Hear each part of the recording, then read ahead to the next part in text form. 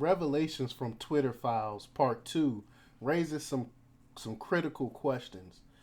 That's right. It's been some disturbing critical questions that's been asked pertaining to Twitter. Now that since the Twitter 2 files came out, now we know that they have access to certain things, and so people on the internet started asking some questions. But before we get started, go ahead and hit that like button, share this out so we can get this information out there. Subscribe if you're not already a subscriber, and hit that alarm bell so you know when I'm putting out new stuff. Also, check out my link tree in the description. It has a link to my Patreon where I talk about things I can't talk about here, and there's also a link to my Instagram. All right, let's talk about this news. The fallout from the release of the second chapter of the Twitter files has been even more fierce than the first. After learning that the behind the scenes details about the company's decision to suppress the Hunter Biden laptop story, the Twitterverse was treated to another backstage pass to learn about how Twitter's leadership shadow banned and otherwise censored high profile conservative accounts to limit their reach. But there were other revelations that have elicited questions about the inner workings of the company. As journalist Barry Weiss released the slow drip of information in a thread, it became known that Twitter employees had the ability to view direct messages sent between the platform's users, which wasn't exactly public information in the past. This raised questions about what employees saw in people's conversations. Social media influencer Malcolm Flex chimed in on the issue in a short video on the platform, asking about the possibility that child sexual abuse material, or CSAM, was being shared via direct messages.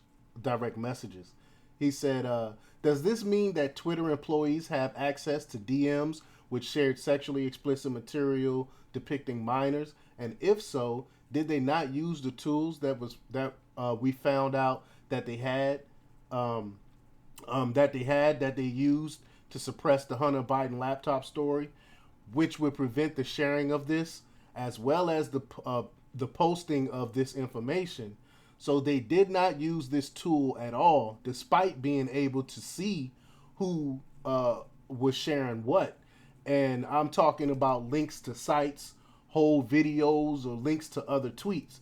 Great point. So they have access to your DMs, and we know that Twitter has been ripe with child sexual abuse stuff, and so they got access to this stuff and done nothing about it, which goes to what many people theorize is Twitter is helping enable these things.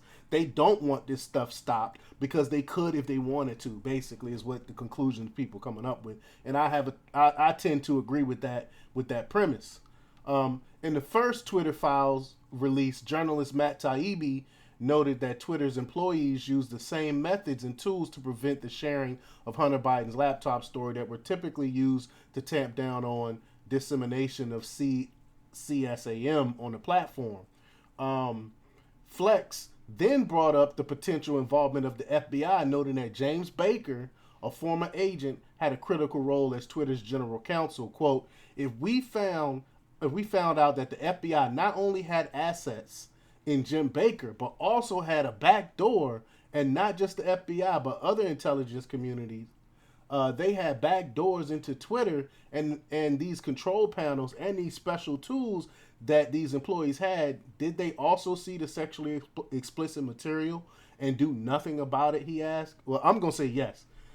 And it's no way the FBI have all these back doors and not know this stuff is going on. But the question raised, why aren't they doing anything about it? Flex added, were they using it for blackmail purposes? And that's a great question. That's another great question. I can see that. We know from the Epstein stuff that they do these type of things for blackmail purposes. So we know that they're doing this already. While there are plenty of legitimate concerns that have arisen from the revelations that Weiss published on Thursday, the abuse of children should be at the top of the list. Indeed, one of the disturbing realities that was brought to light after Elon Musk bought the company is that it had done very little to combat the spread of child porn on the platform. Indeed, within his first month at the helm, he he seems to have done more to address this issue than Twitter's previous management. Hopefully, as Musk's team continues investigating these issues, more relevant information will come to light. Perhaps a little sunlight can inspire change in the company, and I certainly hope so. I hope they do something about this, and I hope the people that's passing along this terrible stuff and doing these things to these children, I hope they get prosecuted to the fullest extent of the law. But let me know what you think. Leave your comments down below. Like, share, and subscribe, and check out DeMarcRepublics.com for the latest in news. Until next time, peace.